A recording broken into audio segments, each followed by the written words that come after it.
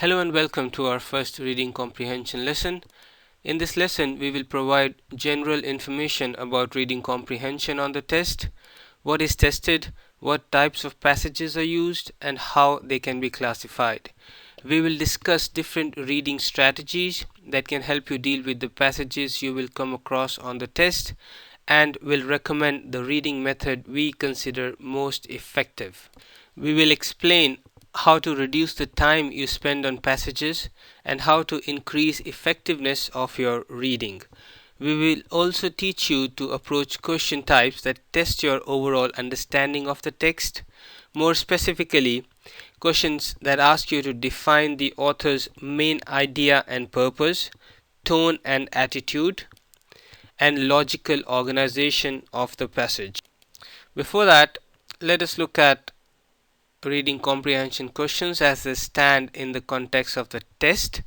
Reading comprehension is part of the verbal section of the test, and you will see 3 or 4 passages, each accompanied by 3 or 4 questions, giving a total of 10 to 15 questions.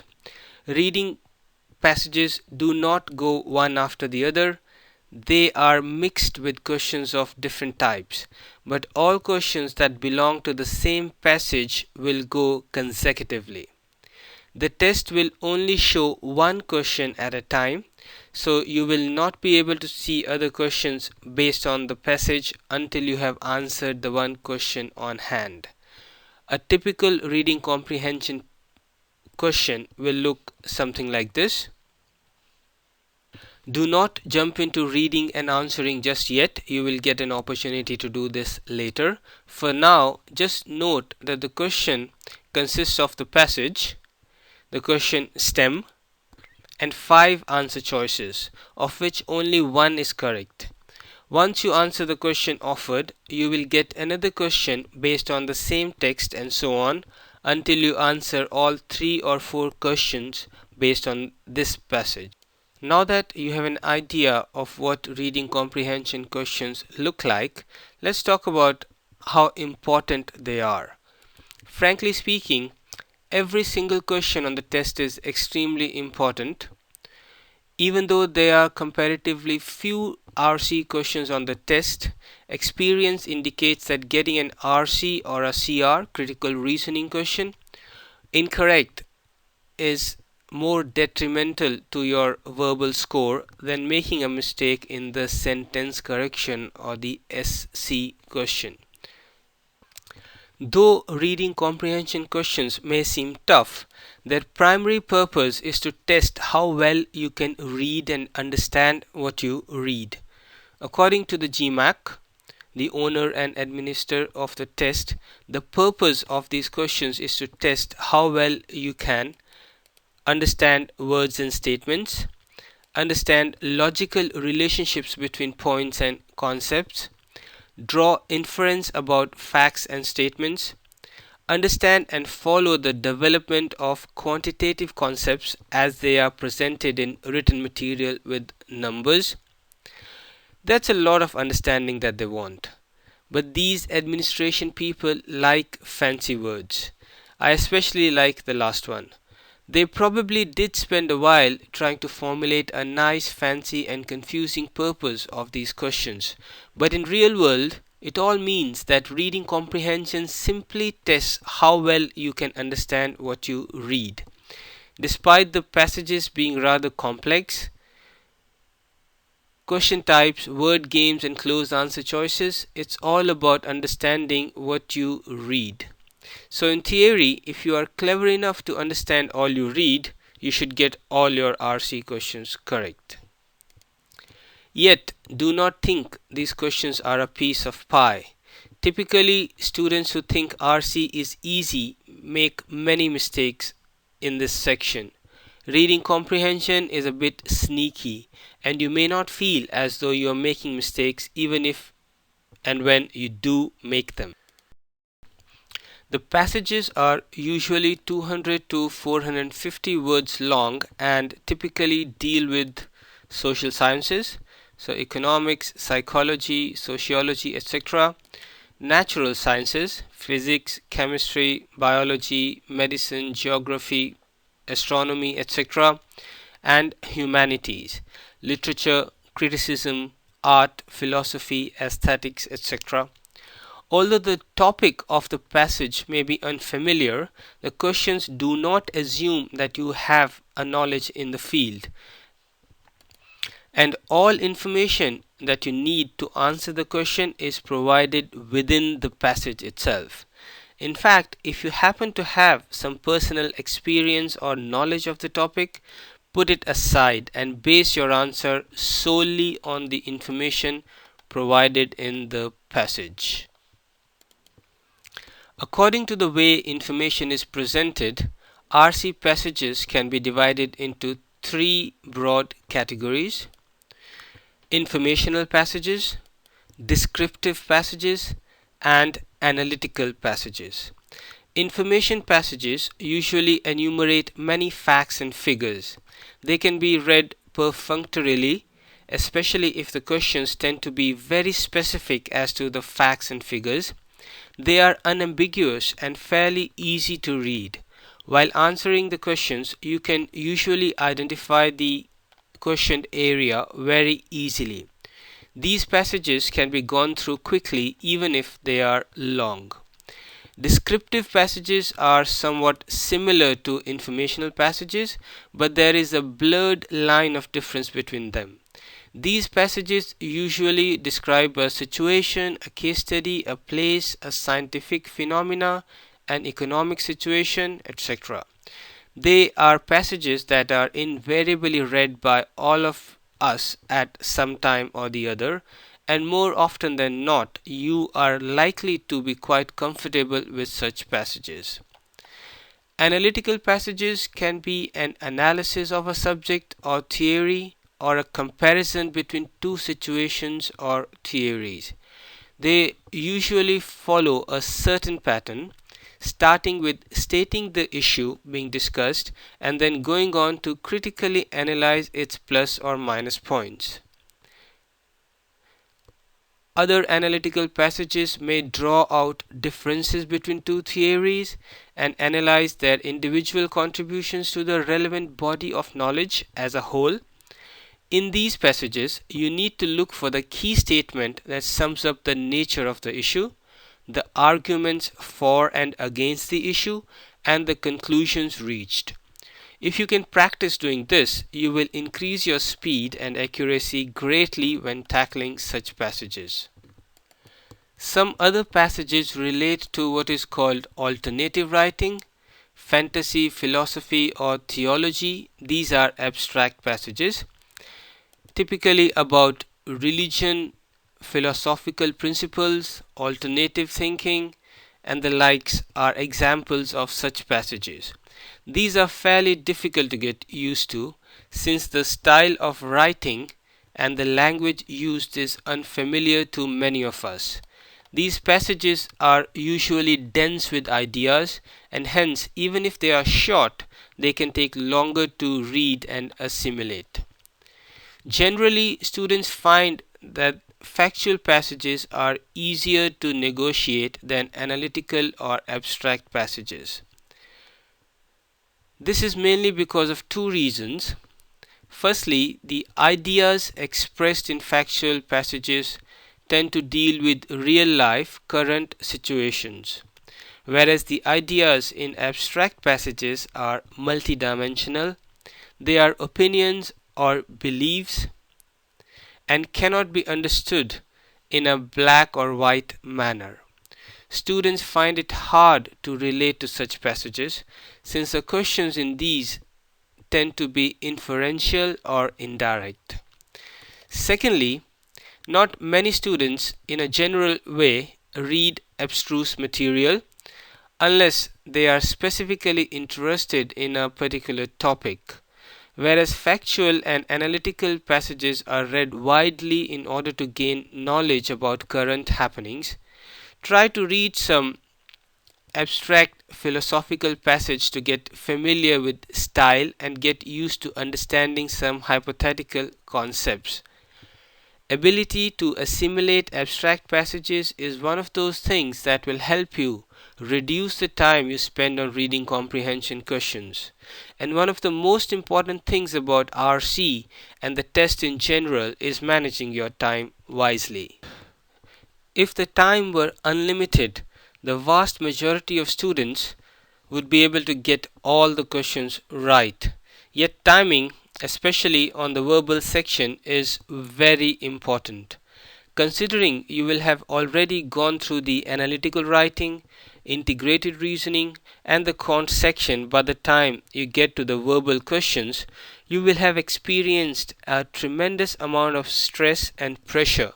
So staying calm and focused to the very end of the test is something you must learn. The best way to learn this is to practice. Take full-length practice tests to learn to manage your time effectively and to remain concentrated. Verbal section will provide you with 41 multiple choice questions and 75 minutes to answer them. That leaves you with somewhere about 1.8 minutes per question. Reading comprehension questions present a tremendous amount of information. Well, at least if compared to the other question types, and answering RC questions at an average of 1.8 minutes is not easy. Whereas you can always pass a sentence correction question by looking at the difference amongst answer choices, if you don't know where in the passage to locate the info for the RC question, you are doomed. Worse, the additional time you spend on RC wears you out, decreases your morale, and puts the rest of your test under a serious time threat. To have more time for RC questions, you should try to save some time on sentence correction and critical reasoning. But what is most important is that you must work out and perfect a reading approach that works best for your reading style. We all have different reading skills, different English mastery level, and different ability to comprehend and recall written material. And this is probably why there is no universal approach that would be equally effective for all. Depending on your personal abilities, you can select one of the following three approaches: skimming, exploratory reading, or close reading. Skimming works well for people whose reading skills are really good and who can quickly locate relevant information in the text. Skimming means looking through the passage very briefly, reading first and last sentences of each paragraph, and skipping most of the other sentences. This gives an overall idea of the passage and a basic understanding of where to locate specific details. After looking at the question and figuring out what information you need, you then start searching relevant details and answering the question. Some of those who use this method don't read the passage at all, but start with the questions and then scan the passage for relevant keywords and information. The advantage of this method is that you do not waste much time on reading the whole thing. Yet this method obviously has some drawbacks. First of all, it only works for those who can quickly locate relevant information in the passage. Secondly, many RC questions are based on your general understanding of the passage structure, purpose, etc. Some reading comprehension passages are so complex and filled with information that skimming does little good in terms of understanding the overall organization of the passage. So students often end up rereading the whole thing.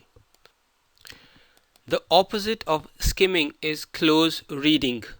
This approach requires reading the whole passage carefully, trying to remember as much detail as possible. It works very well for people with great memory who can recall details and answer specific questions without looking back at the passage. For such people, the time invested in close reading pays off handsomely when they can quickly answer all questions based on the passage without looking back at it.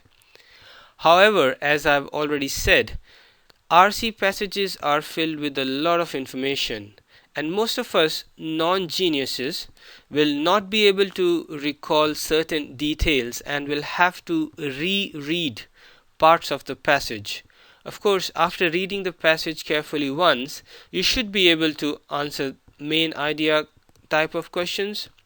But if you get a detailed question and have to look back at the text, then you will end up spending more time than you can afford. If skimming or close reading works well for you, then why not? But experience shows that most students have the highest time to accuracy ratio when they use exploratory reading approach. This approach is the one we recommend to most of our students and is the halfway point between skimming and close reading. When using this method, you read the whole passage quickly without trying to memorize all specific details. There are a lot of details in these RC passages that you will need to answer only a few questions on. So most of the details are not really very important. You need to focus on the main idea rather than the details. Try to focus on what the author is trying to tell you, what the main points of the article are, as well as the logical relationships between paragraphs. A good thing to combine with this reading method is taking notes. This way, you can answer questions about the author's tone or purpose or the passage's structure and the main idea without looking back at the passage. And your notes will help you quickly locate relevant information if you come across a question that asks about a specific detail. Exploratory reading approach combined with effective note-taking will help you significantly improve the rate at which you deal with RC questions. But you have to be a wise note-taker. Your notes of each paragraph should be a short summary of its content. Not even a complete sentence, but a phrase or a few keywords that will help you understand what is discussed. Let me demonstrate, and then we will do some practice. Here is the first paragraph from the passage we've already seen earlier in the lesson. Take 15 seconds to look through it. This paragraph describes how Adam Cohen with some other people invented Archaeopteryx 3 and what Arch does. If I were to take notes for this passage, they would look something like this. These notes may not make much sense to you, but they don't have to. I made them and I understand perfectly well what they mean. What I mean to say is that Adam with some other people invented Arch 3 and that this paragraph also explains where they took it from, how they did it, and how it works. Your notes do not have to use complete sentences or words. As long as you understand what you meant and they convey the meaning of the paragraph, you are fine. A good idea is to include in your notes names, dates, and other types of data that can be used in detailed questions. You do not have to explain what happened on that date or what happened in that place, but if you will be asked about it, you will know that such information can be found in this particular paragraph, and scanning a paragraph for relevant details is only a matter of seconds. Now take about 15 seconds to read the next short paragraph and come up with a short note of what's in there. There are no correct or incorrect notes. As different people may have different ways of summarizing information, the key is to not waste too much time on your notes and make sure they convey general content of the paragraph. This particular passage has two key pieces of information. One is that idea came from optogenetics, and the other one is that invention does not alter the way heart cells function. It only allows to monitor the process. The notes could be like this. These three words show pretty clearly, at least to me, that the idea came from optogenetics and it does not affect the work of heart cells. You could have taken your notes some other way, as long as they make sense to you and do not take much time to write, and you know what was discussed in the paragraph, they are good. This should have given you the idea of how to take quick and effective notes, and though it may be confusing at first what information to include and how to convey it in one or two words, if you practice the note taking every time you see a reading comprehension passage, you will develop a good feel of what should be included and will acquire your own style of summarizing paragraph content in a few words. In fact, notes function pretty much like content in a textbook.